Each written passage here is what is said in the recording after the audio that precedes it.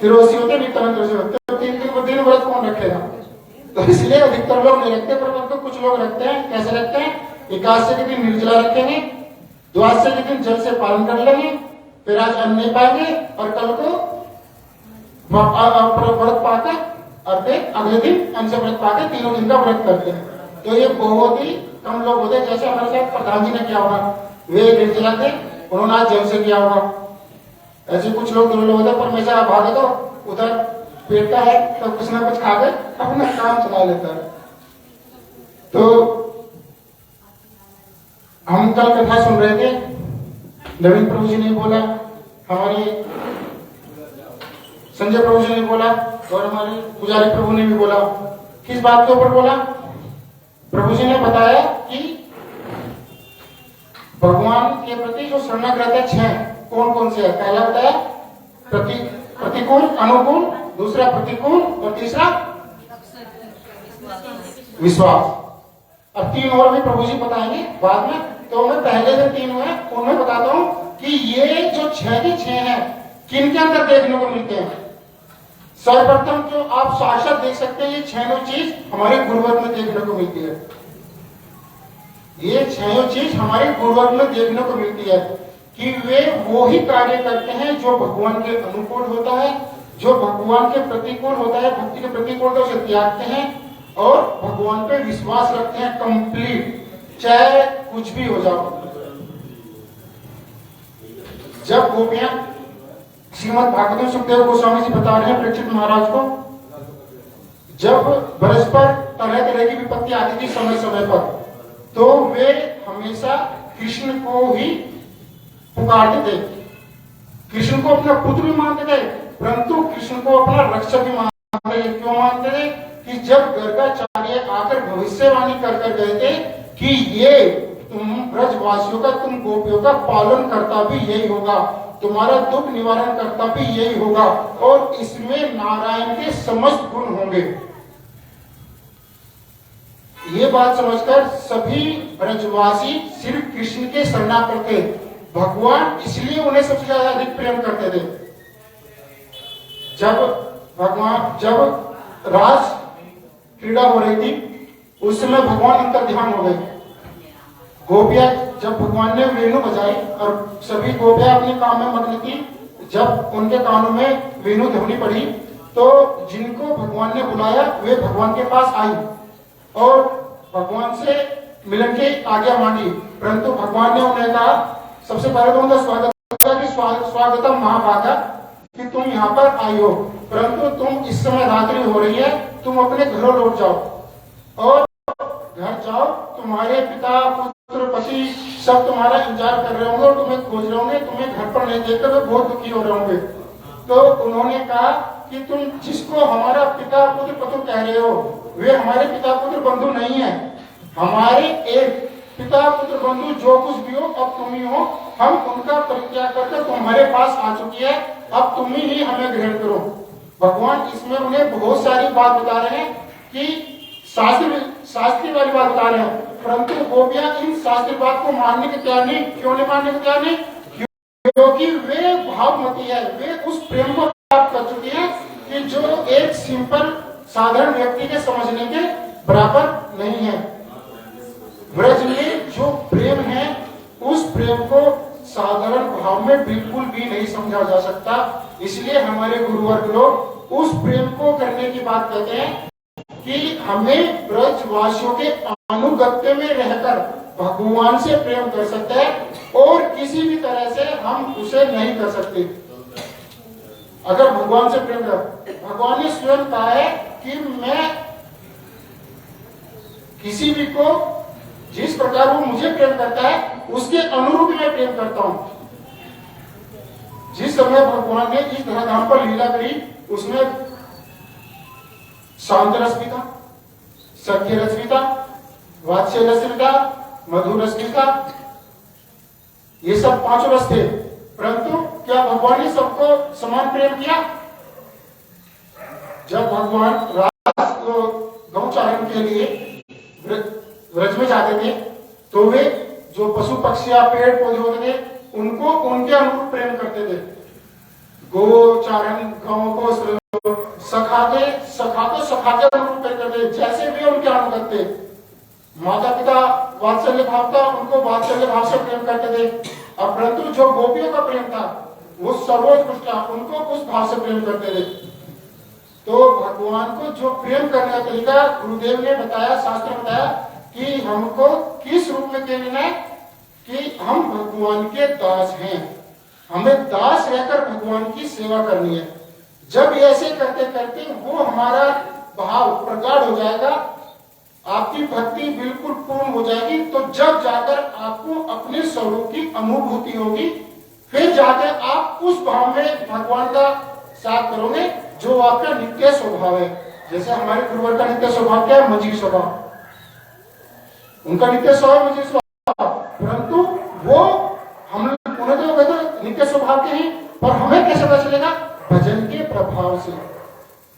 पर गुरुदेव ने जो बताया उस साधन पद्धति के द्वारा हम करते जाएंगे, तो जब जाके हमें उस प्रेम के बारे में पता चलेगा कि भगवान के प्रति हमें किस प्रकार का प्रेम होगा। जब तक हमें भगवान के प्रति प्रेम अनुराग नहीं होगा, हम भगवान को कभी भी प्राप्त नहीं कर सकते, कभी भी नहीं प्राप्त कर सकते। हाँ, भगवान ने अहितु की कृपा गुरुदेव के माध्यम से करी तो कभी हो सकता है, परंतु हम चेष्टा करेंगे तो नहीं कर सकते।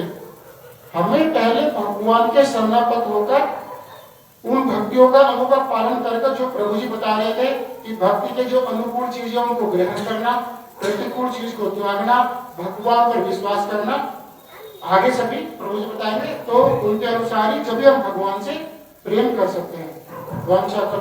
सिंधु आगे पूरा करो, आगे बोल दो।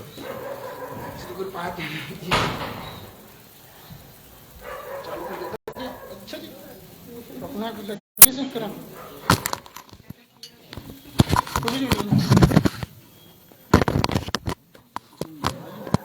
राहुल प्रवेश जी का आदेश हुआ तो पूरा करना पड़ेगा। हाँ, पूरे करना। ओम ज्ञानतिमिरान्धस्य ज्ञानाञ्जनशलाकया चक्षुरुन्मिलितं येन तस्मै श्रीगुरुवे नमः। श्रीकृष्ण चैतन्य प्रभु नित्यानंद श्री अद्वैत गदाधर श्रीवासादि श्री गौर भक्त वृंद। हरे कृष्णा कृष्णा कृष्णा हरे हरे, हरे राम राम राम हरे हरे। ऐसे सोते सोते मत बोलो, थोड़ा जोर से बोलो। हरे कृष्णा कृष्णा कृष्णा कृष्णा हरे हरे, हरे राम राम राम हरे हरे। सर्वप्रथम अपने गुरुदेव शिष्य भक्ति वेदांत श्रीधर गोस्वामी जी महाराज जी के अभय चरण कमलों में अनंत कोटि सहस्त्र प्रणाम ज्ञापन करता हूँ, उनकी हित की वांछा करता हूँ। उपस्थित वैष्णवी मात्र बहन सभी के चरणों में मेरा यथायोग्य करता हूँ। हरे कृष्णा। तो कल हम लोग श्रवण कर रहे थे कि किस प्रकार हम भगवान के शरणागत हो सकते हैं। ठीक है, अभी हम सब लोग कुछ ना कुछ हमारे मन में दुविधा चलती है कि हम भगवान का भजन कर रहे हैं, क्या हमें कुछ प्राप्त होगा नहीं होगा, हम क्या करेंगे, भगवान हमारी सुनेंगे नहीं सुनेंगे, है ना। और क्या करते हैं, हम भटक जाते हैं। लेकिन क्या है, अगर हमारी ये 6 प्रकार की भगवान के प्रति शरणागति होगी तो उस वक्त क्या होगा, भगवान हमारी जरूर सुनेंगे। ठीक है, हमारी हर प्रत्येक बात को भगवान जरूर सुनेंगे। ठीक है, तो कल हम लोगों ने श्रवण किया था 3। तो सबसे पहले क्या था, अनुकूल से संकल्प। हमें क्या करना है, भगवान के अनुकूल होना पड़ेगा, ये संकल्प करना पड़ेगा कि भगवान आज से आपके अनुकूल रहेंगे। किस प्रकार, जैसे एक पुत्र अपने माता पिता के अनुकूल रहता है, और अनुकूल रहने के कारण क्या होता है, उसको उसकी माता पिता की प्रॉपर्टी का वो हकदार बन जाता है। कुछ अलग से प्रयास करना पड़ा नहीं करना पड़ा। और प्रतिकूल रहेगा तो क्या होगा, उसको हो सकता है घर से निकाल भी दे, घर से एक चवन्नी भी ना मिले उसे। ठीक है, इसलिए क्या करना पड़ेगा हमें, भगवान के अनुकूल। अब कैसे अनुकूल रहेंगे, कैसे अनुकूल रहेंगे गरिमा जी, पता कैसे लेंगे कैसे अनुकूल रहना है? हाँ, बहुत बढ़िया। जो शास्त्रों में बताया गया है, गुरुवर्गों ने बताया, वैष्णव जन बताते हैं, हमें उसका पालन करना पड़ेगा। दूसरा क्या था, प्रतिकूल से विवर्जनम, हमें प्रतिकूल को त्यागना है।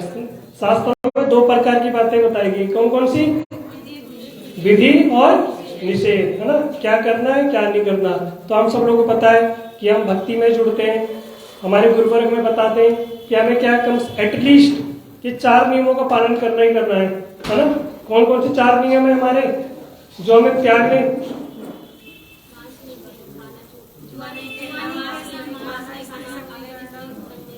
और कोई पीछे कौन से 4 नियम है? पीछे लक्ष्मी माता जी नहीं पता, पीछे शिवानी जी। हाँ हाँ ये हाँ उसी का पार्ट है, ठीक है। तो 4 चीजें बताई गई हैं। क्या है? सबसे पहले हमारे अंदर आएगा नो मीट ईटिंग यानी मांसाहार। ये मांसाहार के अंदर ही आ गया अनियन, गार्लिक, लहसुन, प्याज, ठीक है, ये अलग से नहीं है कोई, ठीक है। दूसरा क्या है? वर्जित क्या है? दूसरा बताया गया नो इंटॉक्सिकेशन, किसी प्रकार का कोई नशा नहीं करना। नशे के अंदर चाय कॉफी भी उसी के अंदर आ गया, ठीक है, अलग से नहीं है, ये अलग से कोई नियम नहीं है। तीसरा है नो इलिसिट सेक्स, किसी पर पुरुष स्त्री का किसी के साथ संबंध, ये क्या है? निषेध है। चौथा क्या बताया? नो गैम्बलिंग, किसी प्रकार का कोई जुआ नहीं खेलना, ठीक है। 4 नियम हमें पता होने चाहिए। अगर हम कम से कम मठ में आ रहे हैं और हम हरि नाम जप कर रहे हैं, कम से कम इतना हमें पता होना चाहिए, ये क्या है? निषेध है, ठीक है। प्रतिकूल भी पता चल गया, अनुकूल भी पता चल गया। इसके बाद सबसे इंपॉर्टेंट क्या है? तीसरा क्या बताया था हमने? रक्षति इति विश्वास, क्या है? भगवान हमारी रक्षा करेंगे, इतना विश्वास होना चाहिए। विश्वास है हमें, सबको है, ठीक है, बहुत अच्छी बात है। तो कल हमने सुना था कि भगवान पे पूर्ण विश्वास होना चाहिए, कुछ भी हो जाए भगवान हमारी रक्षा करेंगे। हम लोगों ने बहुत सारे उदाहरण सुने थे, है ना। अभी जगत में क्या है, कोई कंपनी वाला LIC लेके आ जाए हमारे पास कि प्रभु जी आप LIC करा लो, है ना, LIC करा लो, 5,000 रुपये महीना दो, और जैसे ही आपको जीवन में पैसे की जरूरत पड़ेगी हम आपको पैसा देंगे, मरने के बाद भी, और जीवन के साथ भी और जीवन के बाद भी, है ना। ये क्या गारंटी लेती है LIC कि जीवन के साथ भी और जीवन के बाद भी। लेकिन ऐसी और कोई गारंटी लेता है? गुरुदेव भी लेते हैं, हाँ ठीक है। अरे भगवान ने तो उससे LIC से पहले गारंटी ली है, योग क्षेमम व्यायामी हम कब कर ली थी? द्वापर युग में बोला था कि जो मेरे भक्तों के पास है उनकी रक्षा करता हूँ, जो नहीं है उनको प्रदान करता हूँ। लेकिन हम लोगों का दुर्भाग्य, हम साधारण कंपनी में विश्वास कर लेते हैं। भगवान इतने पुराने, जो भगवान ने कब बोला था हम कहते हैं पुरानी कंपनी है भैया, ये सच बोल रही है, लेकिन कब भाग जाए पता नहीं। लेकिन भगवान पे विश्वास नहीं, इसलिए क्या होगा? किस पे विश्वास करना है? रक्षति इति विश्वास, भगवान हमारी रक्षा करेंगे। चौथा पॉइंट, हाँ बिल्कुल भी, ये देखो ये भी क्या है हमारा अभी भी जमा हो रहा है, ठीक है। यहाँ भी साथ देगा और वहां भी साथ देगा, बहुत अच्छा उदाहरण है, ठीक है। चौथा है, चौथा कौन सा है? गोत्रप्ते वर्णम। ये होता है गोत्रप्ते वर्णम, मतलब गोत्रप्तम यानी अभिभावक या पति के रूप में वर्ण करना। अब हमने क्या किया? भगवान को तो हमने मान लिया कि ये क्या है? भगवान है, ये हमारी रक्षा करेंगे, ठीक है। लेकिन क्या हमने उनका वर्ण किया? वर्ण कैसे? एक स्त्री है, उसका किसी पुरुष के साथ उसका हमने रिश्ता तय कर दिया, जैसे आप लोगों ने अपने बेटे बेटियों का रिश्ता तय किया होगा। हमारा रिश्ता तय हो गया। अब लड़की उससे शादी कब करेगी? जब क्या होगा? उसको उस पर विश्वास हो जाएगा, हाँ ये मुझे क्या करेगा, शादी के बाद खुश रखेगा, तभी तो लड़की हाँ बोलती है। पहले जमाने में तो था बिठा दिया, चलो कर दी शादी। पति को पति पत्नी कब देखते थे? बाद में पता चलता था, अरे इससे शादी हुई मेरी, अरे इससे शादी हुई है। पहले जमाने में तो ऐसा होता था, लेकिन अभी क्या है? पहले देखो है, पहले जा मिलते हैं, देखते विश्वास होता है। तो अगर लड़की को लड़का पसंद आ गया, उसको उसमें विश्वास हो गया, तो क्या लड़का उसका सारा खर्चा उठाएगा? क्यों उठाएगा? नहीं उठाएगा, अभी नहीं उठाएगा। अगर उनकी सगाई हो गई, उनकी सगाई भी हो गई, ठीक है, उनका रोका हो गया, जो आप लोग बोलते हैं सगाई हो गई, रोका हो गया, एंगेजमेंट हो गई, तो क्या लड़का उसका खर्चा उठाएगा? तब भी नहीं उठाएगा। कब उठाएगा? जब शास्त्रों की विधि से फिर क्या होगा? उनका विवाह होगा, उनका पानी ग्रहण होगा, वो क्या करेंगे? एक दूसरे को वर्ण कर लेंगे। तो अब वर्ण करने के बाद क्या होगा, उनका अधिकार हो गया। अब पति की जिम्मेदारी हो गई, वो एक बार मांग भरेगा और जिंदगी भर मांग पूरी करेगा, है ना। अब उसका क्या है, हाँ, वो एक बार मांग भरेगा और जिंदगी भर मांग पूरी करेगा, अब उसका अधिकार हो गया। अब उसने क्या किया, वर्ण कर लिया। तो इसे क्या है, गोत्रप्ते वर्णम। अब ये वर्ण हो गया उसका। अब देखो एक इसका अच्छा उदाहरण बताता हूं आपको, ये किस प्रकार वर्ण होता है। एक राजकुमार है, आपको पता है राजकुमार के काफी धन है, राजा का बेटा है, इकलौता लड़का है। उसको एक स्त्री से प्यार हो गया, अब वो उसके साथ ही रहने लगा। आज करके साधारण जगत में लिव इन रिलेशनशिप, वो उससे बहुत प्रेम करता है, लेकिन वो क्या है कि वो थोड़ा निम्न कुल की है। अब राजा के परिवार वाले कभी मानेंगे नहीं कि उस लड़की से शादी कर ली। अब दोनों एक दूसरे से बहुत प्रेम करते हैं। 20 साल तक उन लोगों का प्रेम रहा, लेकिन किसी ने समझाया कि बेटा ऐसा है कि तू अगर इसके चक्कर में पड़ गया तो तेरे पिताजी तेरे को राजपाट से बाहर निकाल देंगे, तुझे 1 रुपए भी नहीं देंगे। तो तू एक काम कर, अपने माता पिता की बात मान करके किसी से कुछ कुलीन वधू से विवाह कर ले। तो बड़ी मुश्किल से मान गया कि ठीक है मैं विवाह कर लूंगा, और उसका बड़े धूमधाम से विवाह हुआ। जैसे ही वो घर आ रहे थे, रास्ते में क्या हुआ कि उसका लड़के का घोड़ा बिक गया और वो उसको लेके खाई में गिर गया। शादी के बाद ही शादी हो गई, सब कुछ हो गया, लेके वापस आ रहे थे और वो घोड़े सहित ही जो राजकुमार था मर गया। अब घर में रोना धोना मच गया, सब रो रहे। जो नई दुल्हन है वो भी रो रही है, कह रहे अभी तो मैंने इसका मुख भी नहीं देखा था। और तो और वो भी आ गई जो 20 साल से उसके साथ थी, वो भी आ गई।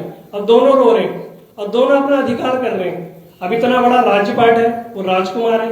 तो ये बताओ वो धन संपदा किसको मिलेगी, जो पहली वाली को जो 20 साल से थी, या जो जिसकी अभी 2 मिनट में शादी हुई है, किसको मिलेगी? क्यों 20 साल वाले को क्यों नहीं मिलेगी? कौन कह रहा है कि जो जिसको लगता है 20 साल वाले को मिलेगी, बात खड़े करना। अरे कोई 20 साल कौन ठा रहा है? तो देखो बिल्कुल सही है, क्यों नहीं मिलेगी उसको?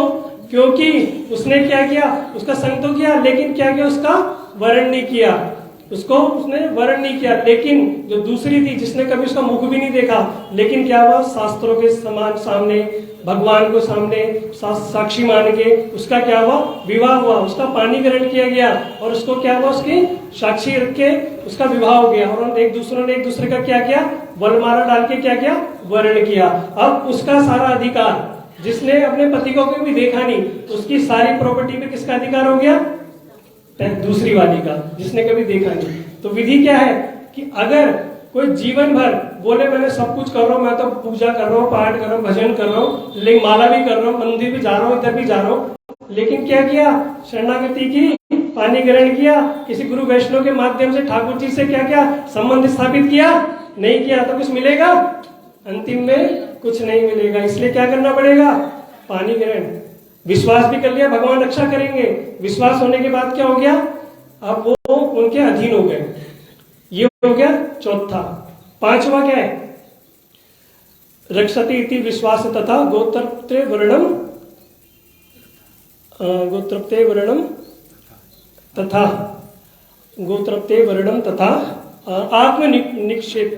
आत्मनिक्षेप।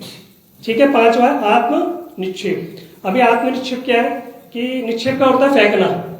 कैसे फेंकना, एक जैसे डंडा होता है, उसको छोड़ दो तो कैसे गिर जाता है वो, बिल्कुल दंडवत। तो आत्मनिक्षेप ये किस प्रकार करना है, हमें आत्मनिक्षेप करना है। कैसे करना है, अब स्त्री की शादी हो गई, उसे विश्वास भी हो गया, मेरा पति मेरा शादी का ध्यान भी रखेगा, पानी ग्रहण भी हो गया। अब उसको क्या करना है, उसके प्रति समर्पण होना है। समर्पण होना है, किस प्रकार समर्पण होना है, एक मछली की तरह। मछली का समर्पण कैसा होता है, जल के प्रति।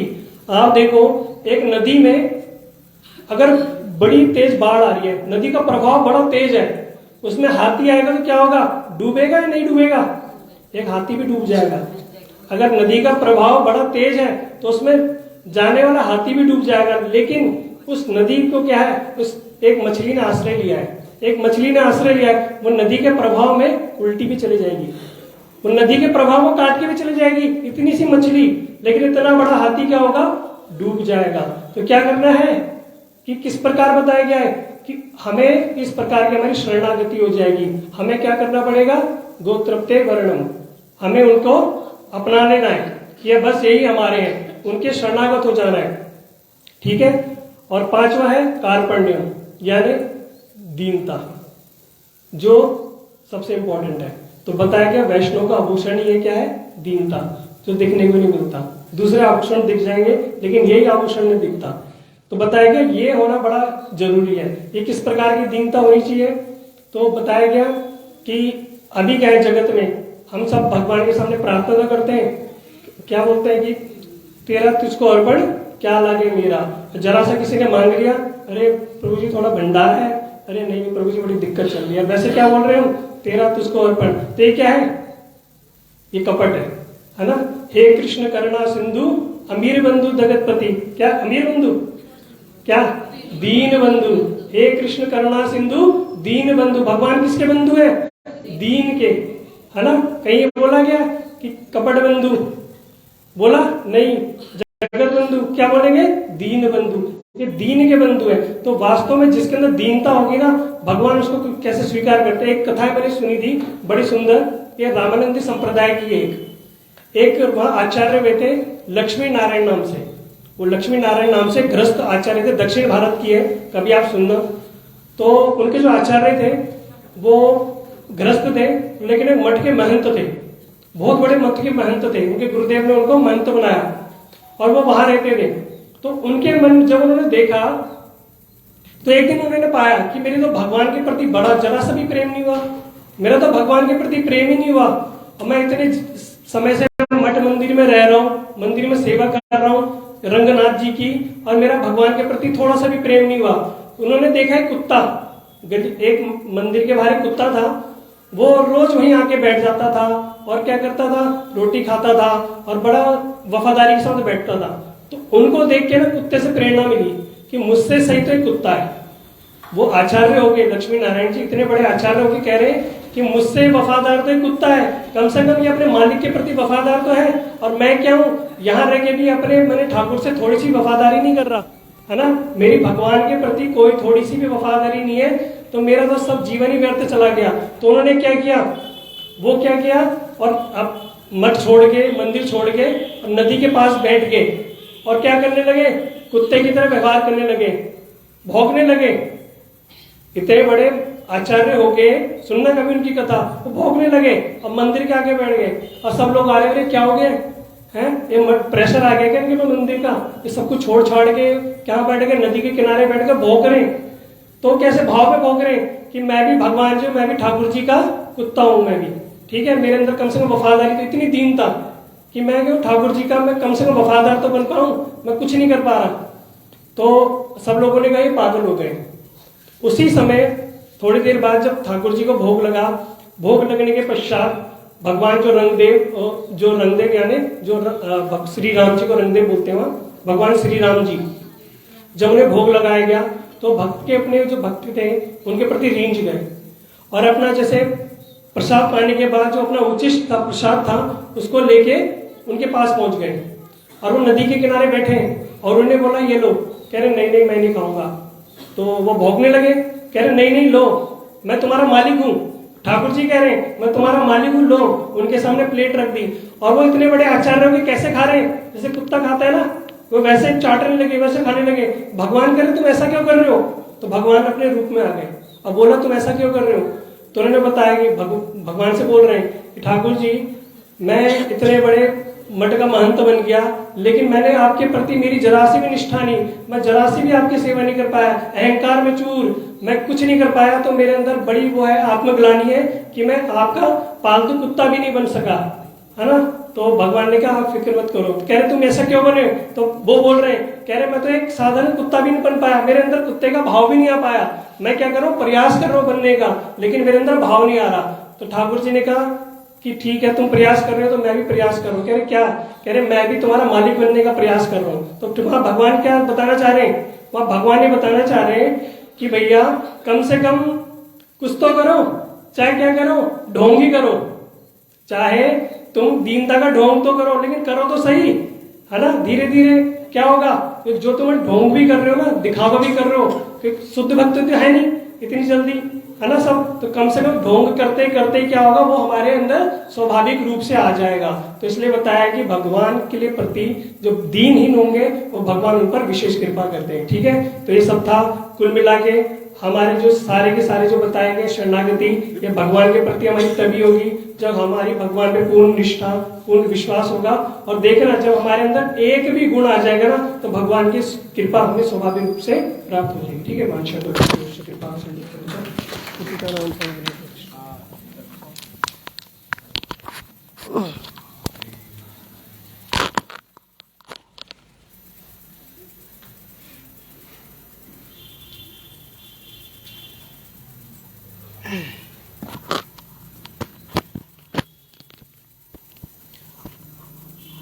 ओम ज्ञानतिमिरान्धस्य ज्ञानाञ्जनशलाकया चक्षुरुन्मीलितं येन तस्मै श्रीगुरवे नमः।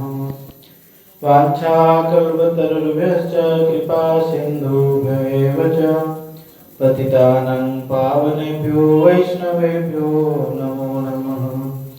श्रीकृष्ण चैतन्य प्रभु नित्यानंद श्री अद्वैत गदाधर शिवशादि श्री गौर भक्त वृंद।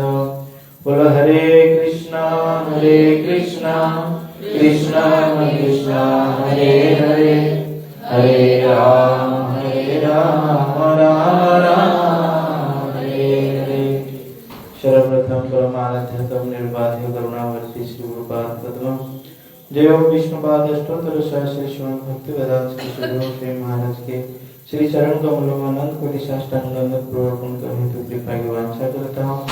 तत्पश्चात जुगाचार्य नितलाभ विष्णुपाद अष्टोत्तर सहस्र श्रीमद् भक्ति वेदांत श्री नारायण गोसाई महाराज शिक्षा गुरुपाद पद्मजय विष्णुपाद अष्टोत्तर सहस्र श्रीमद् भक्ति वेदांत श्री बधान गोसाई महाराज अनंत कोटि वैष्णव वृंद समागत भक्त वृंद वैष्णव वैष्णवी सबके चरण में अधम का यथाधन सब प्रणाम स्वीकार। तो हम लोग ने अभी एक ग्रंथ का प्रारंभ किए थे जिसका नाम है भक्ति तत्व विवेक,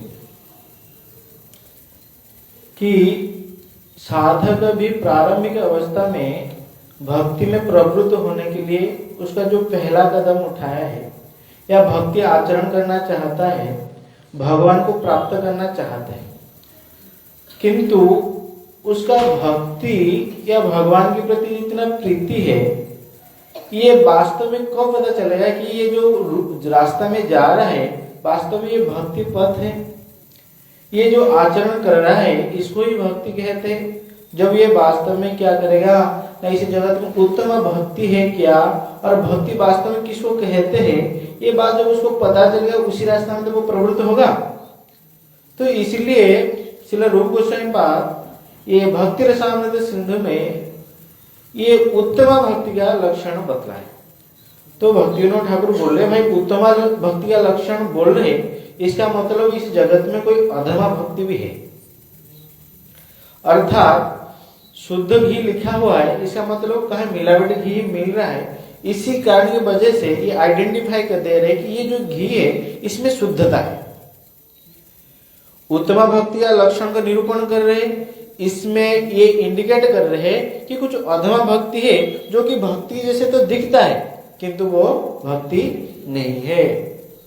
तो इसी कारण की वजह से ये उत्तम भक्ति का बड़ा अच्छे से लक्षण को बतलाए। हम इसके बारे में थोड़ा बहुत श्रवण कर रहे थे कि जो कि क्या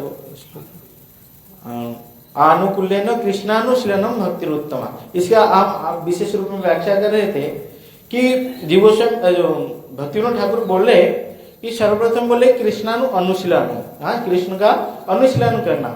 ये अनुशीलन बात क्या है, तो जीवोत्सव पाद ने बड़ा अच्छे से इसका बात को बड़ा क्लैरिफाई दिए दुर्गा संगमनी टीका में।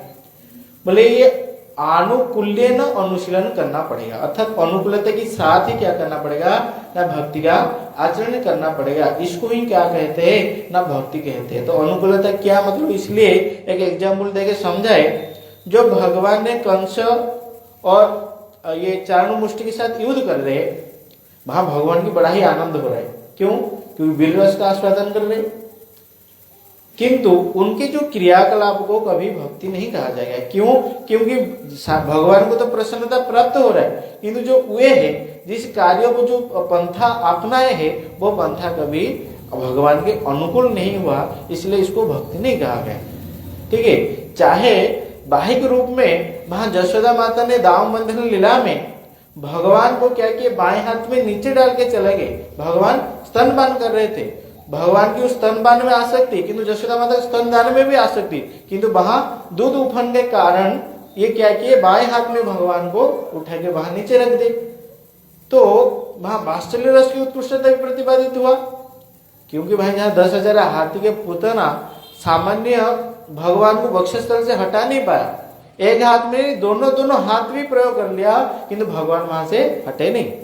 किंतु इधर यशोदा माता को कुछ परिश्रम करना नहीं पड़ा, बाएं हाथ में उठा के फेंक दी, ठाकुर जी को बिठा दी जमीन पे। फिर ये भी नहीं देखेंगे आसन भजन कुछ पड़ा है कि नहीं, भगवान तो गुस्सा आना था। वहां दिखाई देता है क्या, प्रतिकूल दशा, किंतु वहां भगवान के क्या हो रहा है ना, वास्तव में सेवा तो वहां हो रहा है। क्यों? बल्कि दूध तो बाद में पिला दूंगा, किंतु ये जो अमूल्य पद्मा गाय के दूध है ये कहीं मिलने वाला नहीं है। देखो वहां प्रतिकूल दिखा रहा है, किंतु वहां भक्ति। तो इसलिए सेवा क्या, बल्कि सेव्य वस्तु का सुख संपादन। कम से कम तो इतना जीव के अंदर अगर भावना होगा कि मैं जिसका सेवा कर रहा हूं उनका क्या हो रहा है, उसी वस्तु के द्वारा उनको सुख प्राप्त हो रहा है, तो वो ही क्या कहा जाएगा, वास्तव सेवावाच्य होगा। तो ऐसा ही ये सेवा की प्रारंभ जब होता है जीव का, कहां से प्रारंभ होगा, भक्ति का प्रारंभ कहां से होगा, इसलिए बोलते आदो गुरु पदाश्रय। सर्वप्रथम ये सारी बात उसको सिखाएंगे कौन, ये वस्तु कैसे प्राप्त होगा, बल्कि पहले तो उसको गुरु का आश्रय ग्रहण करना पड़ेगा, उसके बाद ही उसका क्या होगा ना, भक्ति का प्रारंभ होगा। चाहे उससे पहले वो भगवान के कितने नाम क्यों ना कर दे।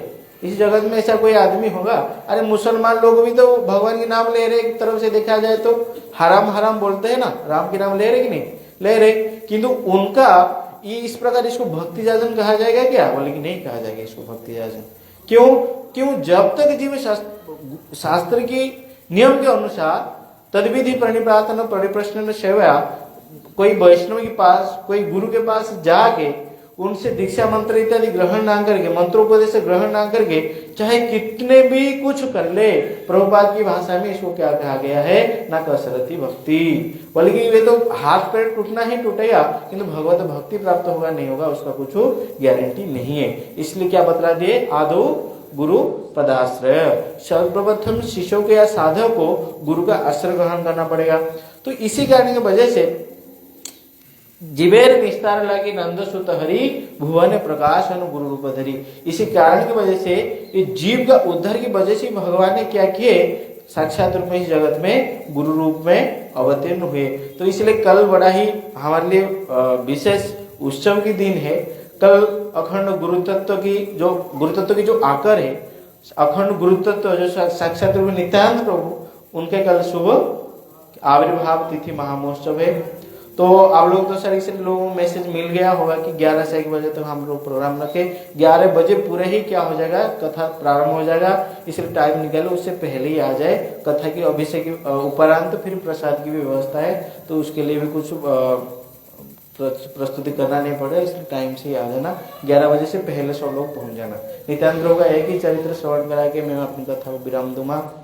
हम लोग अभी जगन्नाथपुरी क्षेत्र गए थे, श्री पुरुषोत्तम मठ में जब गए तो वहां लोग देख रहे अद्भुत दृश्य, कोई नीला कपड़ा पहना हुआ है और किसको छाती में लात मार रहा है। तो सारी बोल रहे कि प्रभु ये क्या है, हाँ किसी का समझ भी नहीं आया।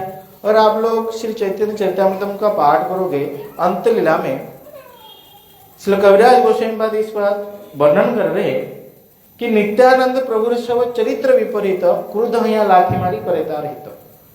अर्थात जो नित्यानंद प्रभु है, इनका सब चरित्र क्या है, विपरीत। उनका लीला चरित्र समझना साधारण जीव पक्ष में बड़ा क्या है, अद्भुत है।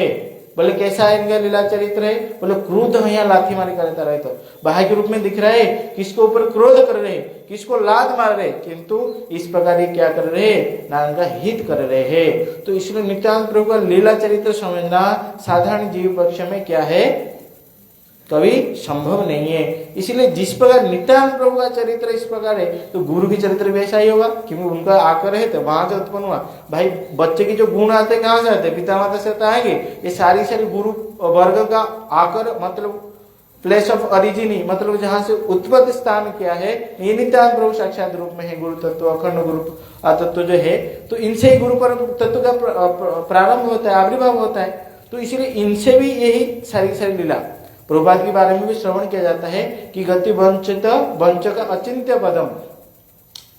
शिष्य के अंदर भावना होता है निष्कौट रूप में गुरुदेव की सेवा किया तो भाई बढ़िया बात, अगर नहीं हुआ तो क्या ना बढ़िया सा प्रशंसा कर करके भी वंचना कर देते हैं, पता ही नहीं चलता। भक्ति तो माधव गोसाई महाराज जी बढ़िया बात स्मरण आ रहा है। चलो महाराज जी के अपने आर्टिकल में बताते, बोले प्रभुपाद जब मुझे अपनी चरण की सेवा प्रदान करते बड़ा कृतार्थ मानता था। बोले इतने शिष्य प्रशिष्य होने के बाद भी प्रभुपाद मुझे बुलाया अपनी चरण सेवा करने के लिए, मुझसे बड़ा और कौन भाग्यवान हो सकता है। किंतु उस समय प्रभुपाद मुझे वंचना कर रहे थे, ये बात मुझे अभी उपलब्धि हो रहा है। बोले क्यों? क्यों? अरे वो प्रभुपाद जो साक्षात रूप में नयनमणि मंजरी, उनका तो मुझे आज तक दर्शन नहीं हुआ। अगर जिसका दर्शन नहीं हुआ तो मैं उसका सेवा किस प्रकार कर लिया? मैं तो क्या मैं था ना, मैं वास्तव में ये गलत फहमी मेरा हो गया था कि मैं उनका सेवा कर रहा हूँ, किंतु वास्तव में जिनका दर्शन ही नहीं हुआ मैं उनका सेवा कैसे कर पाया? उस समय प्रभुपाद हमने वंचना कर रहे थे, किंतु वास्तव में सेवा नहीं कर रहा था। तो बोलने की यही तात्पर्य है। नित्यानंद प्रभु का भी चरित्र इस प्रकार, ये क्या कर लेते हैं ना, इसी प्रकार वंचना करते हैं जिनको पता ही नहीं चलता। ये शिवानंद सेन क्या कर रहे हैं, सारी भक्त लोग को लेके महाप्रभु का दर्शन करने के लिए सब लोग को लेके जा रहे। बाट रास्ता में क्या हुआ ना, घाटी पड़ता है, टोल गेट, उसको समाधान करके आ रहे। नित्यानंद प्रभु क्या किए, पहले आगे के वृक्ष के नीचे बैठ गए, बड़ा ही धूप हो रहा है, भूख लग रहा है, क्षुधा लग रहा है, पिपासा, सारी लोगों के कहीं रहने के लिए व्यवस्था नहीं। इस प्रकार बड़ा ही नित्यानंद प्रभु क्या किए, उनका गाली गलौज प्रारंभ कर। बोले अरे शिवानंद कैसा है, हमको तो इधर लेके आ गया, कुछ व्यवस्था नहीं किया, इस प्रकार हमको धूप में बिठा दिया। इस प्रकार बोलते बोलते सामने देखे शिवानंद सेन का 3 पुत्र, बड़े गुस्से में बोले कि ये 3 पुत्र ही मर जाए। हाँ, कैसे हमको ले गया, कुछ व्यवस्था नहीं कर रहा है, इतना परेशानी दे रहा है हमको।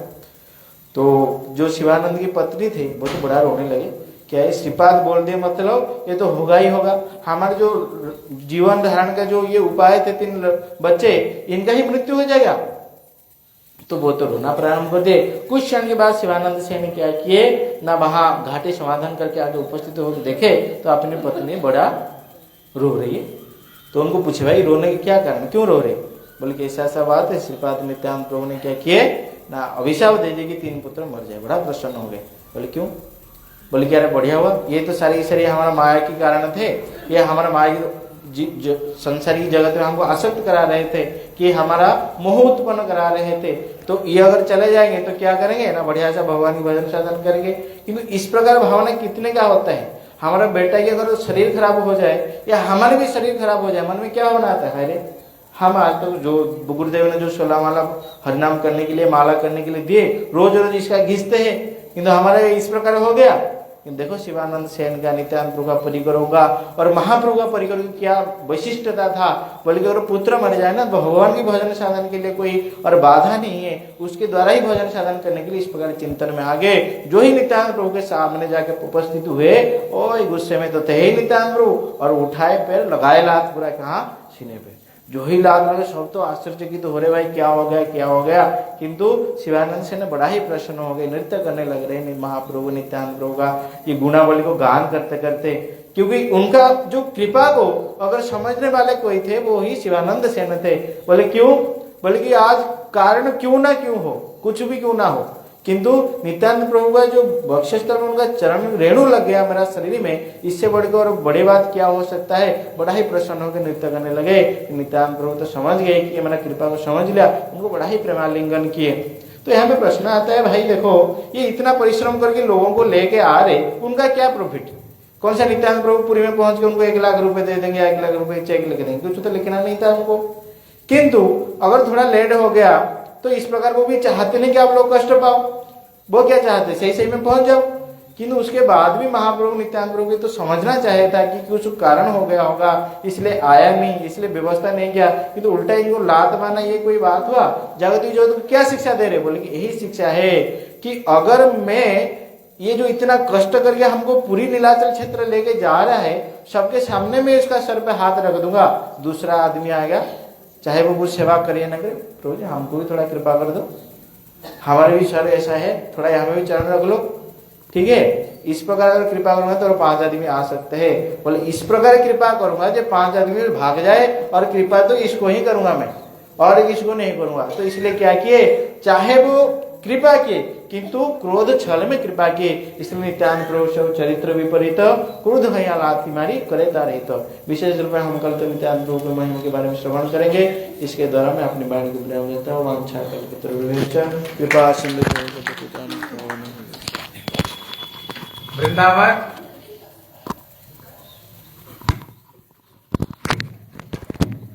वृंदावन है।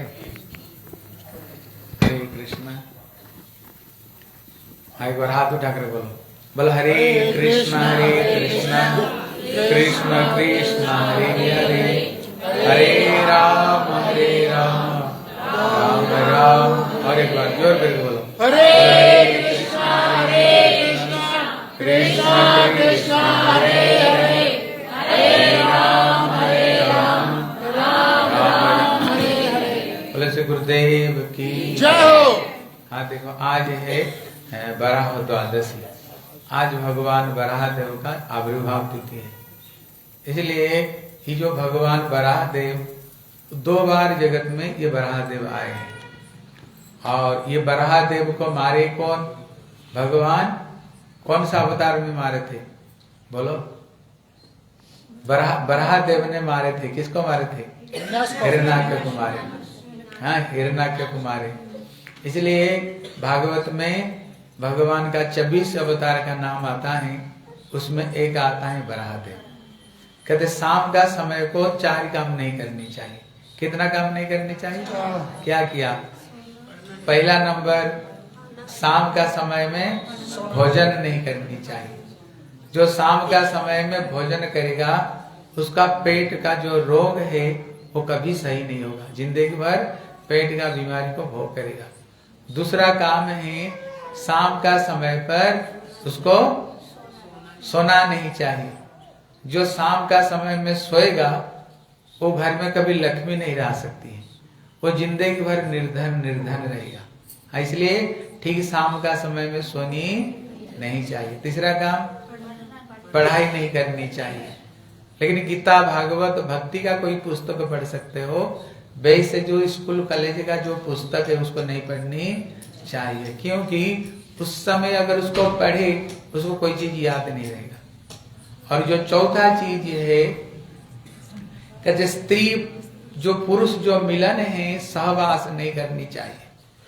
करने से क्या होगा, गर्भ से राक्षस बेटा जन्म ग्रहण करेगा, हैं, बड़ा दुष्ट बेटा जन्म ग्रहण करेगा। इसलिए भागवत में कथा आती है, श्री कश्यप ऋषि के पत्नी थी कौन, अदिति। वो अदिति ने ठीक शाम का समय में बड़ी सुंदर अपना श्रृंगार की, शीशा को सामने खड़ी हो करके, और अपना जब सुंदर श्रृंगार की, अपना श्रृंगार को देख करके एकदम काम में मुग्ध हो गई। मुग्ध होकर के पति को पास में गई, जा करके मिलन के लिए प्रार्थना की। पति ने समझाया, बोले देखो ये शाम का समय, शंकर जी अपना भूत प्रेतों को लेकर के इसी समय में भ्रमण करते हैं। अगर तुम मेरे साथ में मिलोगे ना, तुम्हारी जो संतान है वो बड़ा दुष्ट संतान राक्षस बनेगा। लेकिन वो इतना कामातुर हो गई थी, वो जोर जबरदस्ती पति से मिली तो उस समय तो मिले, लेकिन बाद में ऋषि ने बोले, देख दिति तुमने अच्छी काम नहीं की है, तुमने अच्छी काम नहीं की है, इसलिए तुम्हारी गर्भ से 2 संतान तो जन्म लेंगे, लेकिन ये दोनों ही राक्षस आएंगे, एक हिरण्याक्ष और एक हिरण्यकशिपु आएंगे। लेकिन अभी तो दुखी हो गए, बोले मेरे गर्भ से राक्षस बच्चे आएंगे। फिर पति को चरण में गिर पड़ी। पति ने कहा तुमने गलती तो की, लेकिन तुमने माफी भी मांगी है, इसलिए मैं वरदान देता हूँ, बेटा तो बनेगा राक्षस, लेकिन जो तेरा पोता बनेगा ना, वो भगवान की परम भक्त बनकर जन्म लेंगे। वो कौन हुए, प्रहलाद महाराज की जय। कहते ये प्रहलाद महाराज हुए। ये प्रहलाद महाराज हुए। इसलिए और भगवान इनको भगवान तो उनको वध किए, कहते बराह अवतार में भगवान ने ये हिरण्याक्ष को वध किया है। इसलिए एक का नाम है हिरण्यकशिपु, दूसरा का नाम है हिरण्याक्ष। इसका मतलब क्या है? बोले हिरण्याक्ष मतलब होता है, हिरण्य मतलब होता है सोना, अक्षय मतलब होता है आंखें, जिनकी आंखों में केवल सोना ही सोना बैठा है। मतलब क्या है? कहती है कली को स्थान कहाँ पर दिया है परीक्षित महाराज ने? कहती है सोने में ही दिया है। ये कली को स्थान सोने में ही दिया है। और सोने में ही जितने जो चारित्र का जो अधर्म, दुतम पानम स्त्रियम सोना जथा अधर्म चतुर्विधा, ये अधर्म है, 4 पाप है। क्या किया है? अभी बोल रहे थे ना, जुआ खेलना, किसी तरह का नस्ली वस्तु को सेवन करना, अवैध रूप में स्त्री संग करना और जीव हिंसा करना। ये जो 4 तरह का जो अधर्म है, कभी ये सोने में ही निवास करता है। इसलिए उसका नाम हिरण्याक्ष, मतलब जिनकी आंखों में केवल भोग ही भोग बैठा। और एक का नाम है हिरण्यकशिपु। हिरण्य मतलब होता है सोना, कशिपु मतलब होता है बिस्तरा, जिसका बिस्तरा ही सोना। सोना मतलब क्या है? जो हर समय केवल भोग ही करना चाहते हैं। लेकिन उसको मारे तो कौन मारे? एक भगवान बराह अवतार में मारे और एक भगवान श्री नरसिंह अवतार में मारे। इसका तात्पर्य है आज जो बराहदेव प्रकट हुए हैं, इनकी कृपा से ही हमारी आंखों में जो पाप बैठा हुआ है, ये पाप को अगर कोई नष्ट कर सकता है, ये भगवान श्री बराहदेव कर सकता है। आप देखना जितने इंद्रियों में जो सबसे बलवान इंद्रिय आंख है। आप भजन करने के लिए बैठो, आप देखना किस किस चीज याद आएगी? जो आंखों, हाँ मोबाइल की सबसे पहला, हाँ मोबाइल में जो चीज देखे हैं वो सबसे पहले वही चीज ही याद आती है, वही चीज ही याद आती है। क्योंकि ये आंखों, इन्हीं आंखों में जो चीज हम देखे हुए होते हैं, वही चीज ही हमारी हृदय में स्मरण होता है। इसलिए हमारे संप्रदाय में एक संत हुए हैं बिल्वमंगल, इसलिए उन्होंने दोनों आंख को फोड़ दी। उन्होंने बोले न रहेगा बांस न बजेगी, तो दोनों आंख ही फोड़ दिए। क्योंकि जो ये बिल्वमंगल थे, वो एक वेश्या के प्रति वो आसक्त थे, जिसका नाम थी चिंतामणि। वो वेश्या बड़ी सुंदर भजन गाती थी, बड़ा सुंदर म्यूजिक बजाया करती थी, वो बड़ी सुंदर संगीत गाया करती थी। ये जो बिल्वमंगल रोज एक नदी पार करते हुए रोज उसको पास में जाना है। लेकिन एक दिन उसको पिताजी ने शरीर ही छोड़ दिए। अभी उनके लिए क्रियाकर्म करने का था। अभी करते करते करते हो गया रात, लेकिन वो उसको पास में जाए बगैर रह ही नहीं सकते हैं। लेकिन नदी पार करना पड़ता है, लपालप पानी भरा हुआ। इतने में जब उन्होंने पानी भरा हुआ, उन्होंने पार कर गए। हाँ, पार कैसे कर गए? कहते एक मुर्दा था, वो मुर्दा लगा हुआ था। वो मुर्दा को उन्होंने समझ लिया ये कोई लकड़ी है, और उसने उसको सहारा करते हुए नदी को पार कर गए। अभी वो तो घर बंद करके सो गई, फिर उसको पास में ये जाएगा कैसे? वहां पर एक सर्प था। वो सर्प मुंह में अगर अपना मुंह को अगर बील में डाल देना, आप जितने पकड़ो खींचने के लिए सांप को निकाल नहीं सकते हो। वो सांप को समझ गया ये कोई रस्सी है। अभी उसको पकड़ करके पार करते हुए ये छत के ऊपर उठा और वहां से नीचे छलांग लगाई। जब छलांग लगाई, बड़ी जोर से आवाज हुई। जब आवाज हुई, वो जो चिंतामणि थी उठी, दिया जलाया। दिया जला करके देखा ये बिल्वमंगल। बोले तुमने कैसे रात को कैसे आ गए? ये नदी कैसे पार किया? बोले एक लकड़ी बह रहा था। बोले लकड़ी? दिया जला कर देखा, वो लकड़ी नहीं, वो मरा हुआ सांप, मरा हुआ सब आदमी, मरा हुआ आदमी था। बोले तुमने ये छत के ऊपर चढ़ा कैसे? बोले एक रस्सी लटक रहा था। बोले रस्सी कहाँ से आया? उसे दिया जला करके देखा, रस्सी नहीं, ये कौन है? सांप है। इसको देख करके उसने उसको ताना मारी। बोले तुमने ये शरीर किस चीज के बनी हुई है? हाड़, मांस, पीठ, खून, पेशाब, टाटी पेशाब से ये शरीर बना हुआ, और उसमें कुछ भी नहीं है। आप ब्यूटी पार्लर में जाओ, 2 घंटा तक ब्यूटी पार्लर में सज करके आओ, आप 10 मिनट धूप में आ जाओ, क्या होगा? रोम रोम से गंदगी निकलता है, बदबू आती है? बदबू शरीर में कुछ भी नहीं है शरीर में, लेकिन ऊपर में एक चमड़ा से ढका हुआ है, इसलिए ये शरीर हमें इतने बढ़िया लग रहे हैं। इसलिए जो असली स्वरूप बना है ना, वो देखा नहीं जाएगा, इतने गंदी स्वरूप है। बोले तुम ये अनित्य शरीर को प्रति इतने आसक्ति, तुमने सांप को सांप नहीं समझा, रस्सी समझा है, और मुर्दा को तुमने समझ लिया लकड़ी। जितने तुम्हारी ये टाटी पेशाब शरीर में तुम्हारी आसक्ति है, उसका एक आना आसक्ति अगर तुमने ठाकुर जी के प्रति कर दे, तेरा बेड़ा पार हो जाता, तेरा बेड़ा पार हो जाता। उसको उन्होंने ऐसे गाली दिया, लेकिन एक गाली तो उसने दी, सचमुच से उसको चेतना जग गई, उसके हृदय में चेतना जग गई, और उसने सब कुछ त्याग दिया, सब कुछ त्याग देकर बोला और नहीं, और नहीं, अभी हम भगवान की भक्ति करेंगे। अभी भक्ति करने के लिए निकल पड़े। निकलते जब आ रहे थे, वृंदावन आ रहे थे, इतने में एक कुएं में कुछ माताएं पानी भर रही थी, उसमें भी एक सेठानी थी, देखने में सुंदरी थी। तब उन्होंने उनसे बोले मेरे को थोड़ा पानी पिलाओ, तब उन्होंने पानी पिलाया, लेकिन पानी तो पिलाया उसने, लेकिन फिर उसको रूप को देखकर फिर मुग्ध हो गए। मुग्ध हो गए तो उसको पीछे पीछे पीछे पीछे चलने लग गए। और वो जो सेठानी थी ना, वो तो डर के मारे, उसको दाढ़ी मोच हो गया था, बड़े बड़े बाल हो गए थे, इतने में वो तो डर के मारे गई और घर में घुस गई। जब घुस गई, इतने में घर के जो सेठ आए, देखे कि संत खड़े हुए, बोले बाबा क्या चाहिए? बोले थोड़ा आपका पत्नी को बुलाओगे? तो उन्होंने पत्नी को बुलाया। बोले नहीं नहीं, मैं जाना नहीं चाहती हूँ, वो बाबा मेरे से कुएं से ही मेरे पीछा कर रहा है बाबा, इसलिए मैं वहां नहीं जाऊंगी। बोले चिंता मत करो, मैं हूं ना, आओ। बोले बाबा पता पत्नी से क्या चाहिए?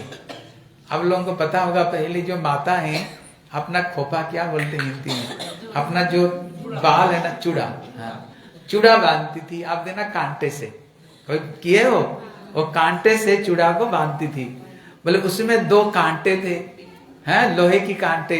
बोले ये 2 कांटे मुझको दे दे। उनको पता नहीं चला ये कांटा क्यों मांग रहा है। जब उन्होंने 2 कांटे दिया ना, वो दोनों कांटे को लेकर के उनको सामने ही आंख में फोड़ दिया। बोले कहा मैंने सब कुछ छोड़ करके भगवान की भजन करने के लिए कहा मैं निकला, और ये आंख इतने बदमाश, इतने दुष्ट है, फिर हमको लेकर गड्ढे में फिर डाल दिया। इसलिए न रहेगा बांस न बजेगी बांसुरी। ये आंख जब तक रहेगा गड़बड़ी करेगा।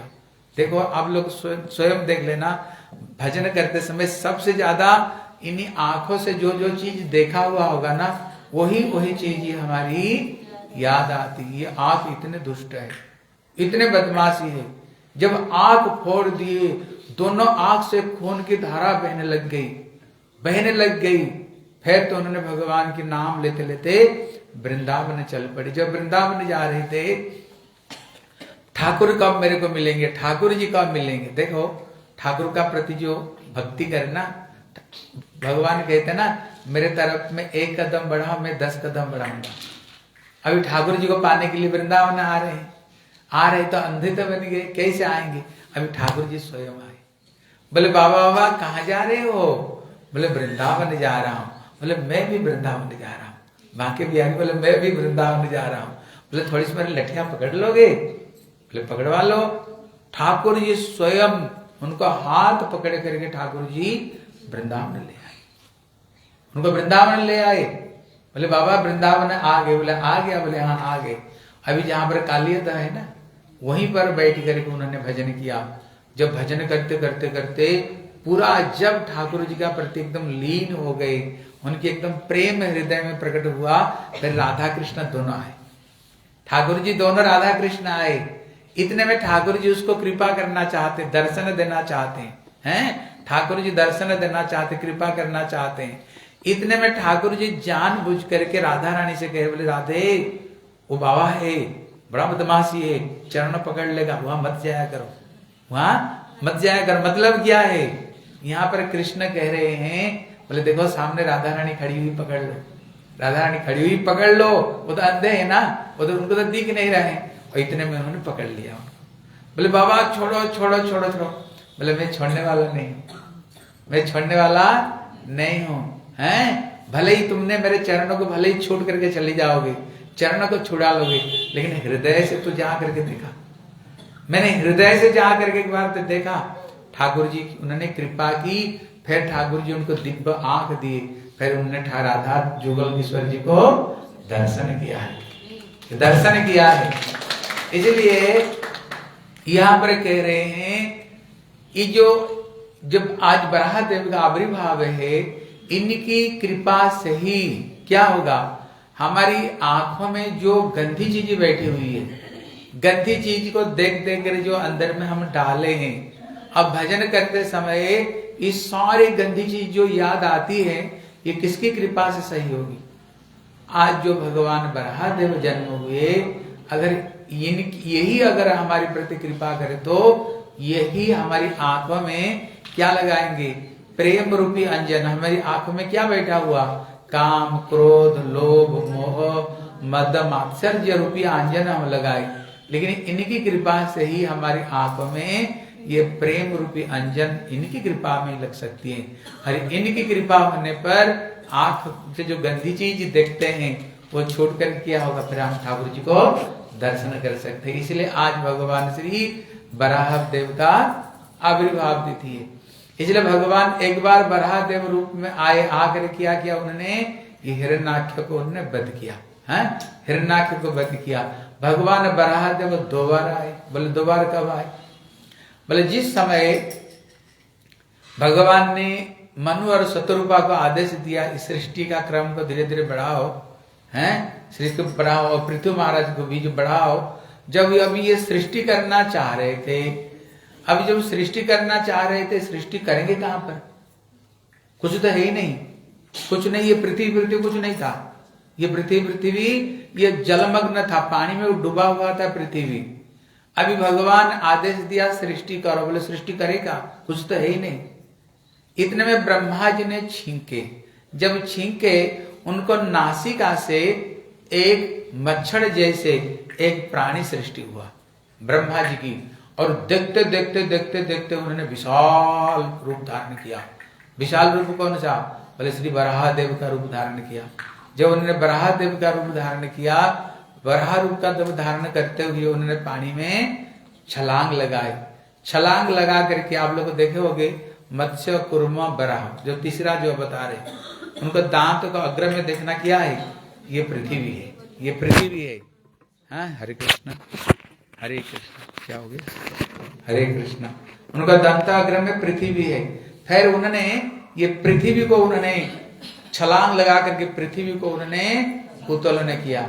जब पृथ्वी को उन्होंने उत्तोलन किया, ठीक उसी समय में कभी जो हिरण्याक्ष और जो हिरण्यकशिपु थे ना, ये हिरण्याक्ष इतने बलवान था, इतने बलवान उसने हुआ, एक एक मुष्टिका घात में उनने बड़े बड़े पत्थर को भी चकनाचूर कर देता था।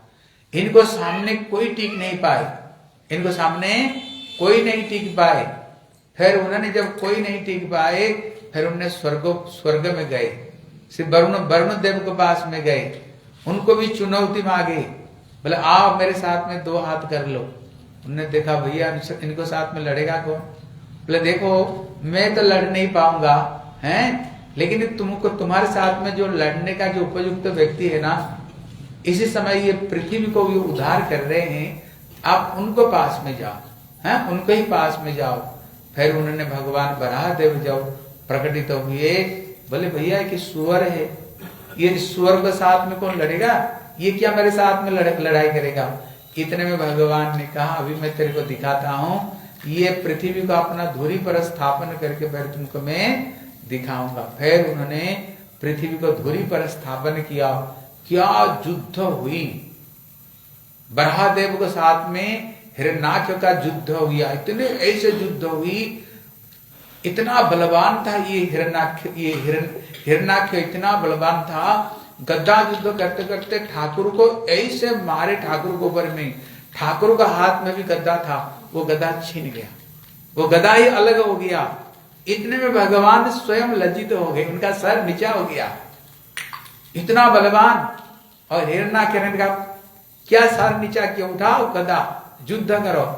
अभी युद्ध करते करते करते करते जब शाम का समय हुआ, देवताओं ने प्रार्थना किया, ठाकुर जी इसको साथ में और ज्यादा खेलो मत, क्योंकि रात होने पर राक्षस का बल बढ़ जाती है, जल्दी जल्दी वध करो। पर भगवान गदा घुमा घुमा करके उन्होंने हिरण्याक्ष के कान के ऊपर में मारे, एक बार मारे तो वहीं पर उन्होंने वहीं पर ही शरीर छोड़ दिए। बोले भगवान श्री बराह देव की जय, बोले श्री भगवान श्री बराह देव की जय। इसलिए उन्होंने भगवान ने ये हिरण्याक्ष को वध किया। कहते यहाँ पर हैं, कहते यहाँ पर भगवान जो युद्ध किया, ठाकुर जी स्वयं युद्ध किया। बोले ठाकुर जी युद्ध क्यों कर रहे थे? बोले कारण था, कहते एक समय वैकुंठ से भगवान के चरण में जो तुलसी चंदन का इसका खुशबू बहते हुए ब्रह्मलोक से आया है। कहते ये वैकुंठ से आया ब्रह्मलोक। ब्रह्मलोक में ये चतुसन थे। अपना पिताजी को, ब्रह्मा जी को पूछा, पिताजी इतने सुंदर खुशबू कहाँ से आ रहे हैं? बोले ठाकुर की चरण और तुलसी से। बोले जिसका चरण तुलसी की इतने खुशबू हो, कितना सुंदर नहीं होगी। हम थोड़ा दर्शन करने के लिए जाए, ब्रह्मा ने देखा अभी तक तो भगवान को निराकार निराकार बोल रहे हैं, लेकिन ठाकुर को दर्शन करने पर इनका मन बदल जाएगा। बोले जाओ दर्शन करके आओ। जब आ रहे थे 7 दरवाजा पार हो तो ठाकुर का दर्शन होगा, 6 दरवाजा तो पार हो गए, 7वां दरवाजा पार होने का था, वहीं पर जय विजय खड़े थे। बोले कहाँ जा रहे हो? नंगे धड़ंगे, 5 साल के बच्चे नंगे धड़ंगे, उसको पूछना नहीं, पता नहीं ठाकुर लक्ष्मी को साथ में क्या करते होंगे, नहीं करते, रुक जाओ। जब रोक दिया ना, इतने में ही ये चतुसन ने अभिशाप दिया। किसको? जय और विजय को अभिशाप दिया। भले ये वैकुंठ है जहाँ पर कोई कुंठा धर्म नहीं, जहाँ काम क्रोध लोभ से अतीत है, और हम जैसे ब्रह्म ज्ञानी के लिए पूछने का जरूरत, जाओ हम तुम दोनों को अभिशाप देते हैं, तुम दोनों राक्षस जन्म में जाओ। इतने में रोने लग गए।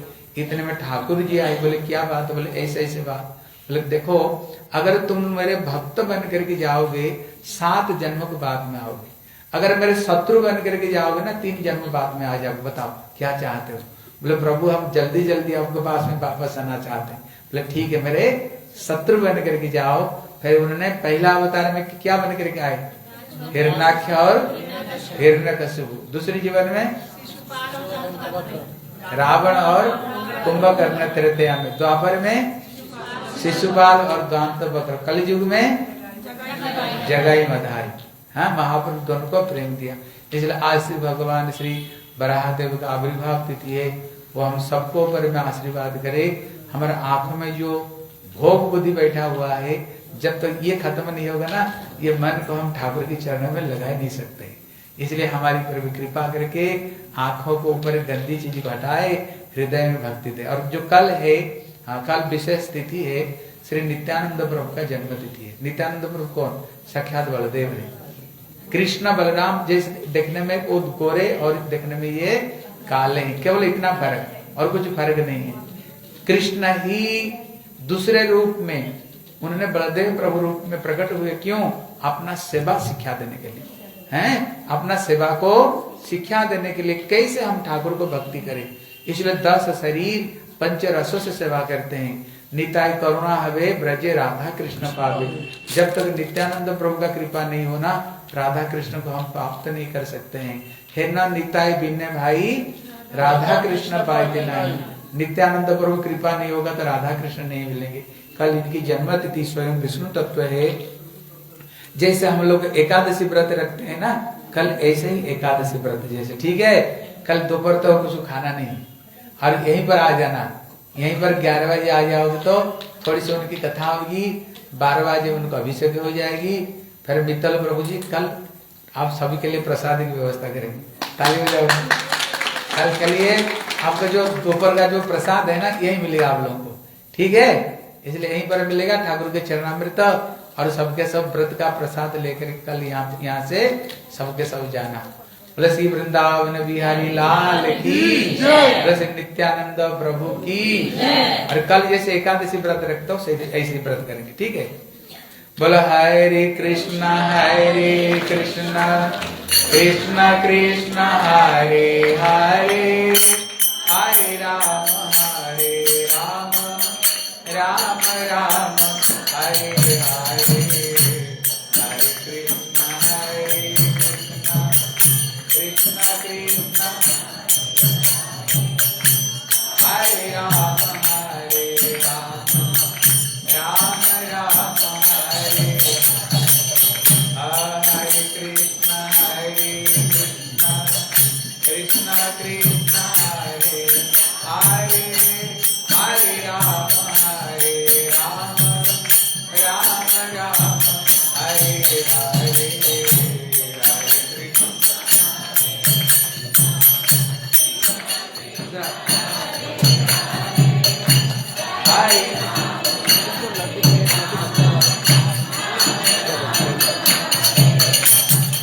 हरे कृष्ण कृष्ण कृष्ण हरे हरे हरे राम राम राम हरे हरे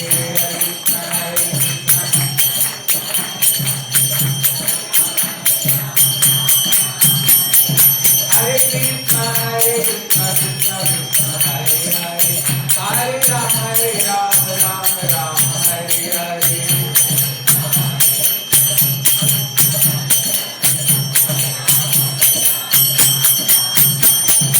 हरि बोल हरि बोल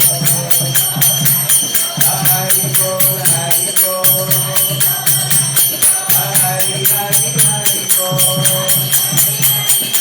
वृंदावन में सेवा कुंज में अदान गति में बलमान गति में बल कुंज गति में बल बरसाने में बल साकी कोर पे बल गौरी में बल राधे राधे प्रेम बोलो ताली बजा के आगे बोले पीछे बोलो भैया बोले बेटा बोलो नमन बोलो रोज बोलो राधे राधे राधे राधे राधे राधे राधे राधे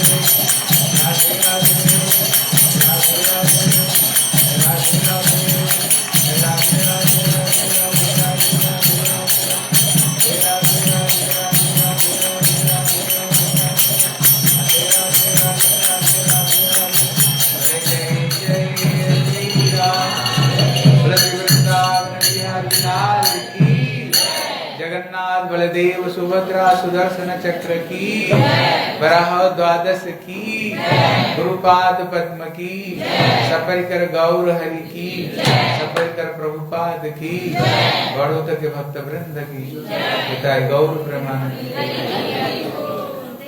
आप लोग जाओ सब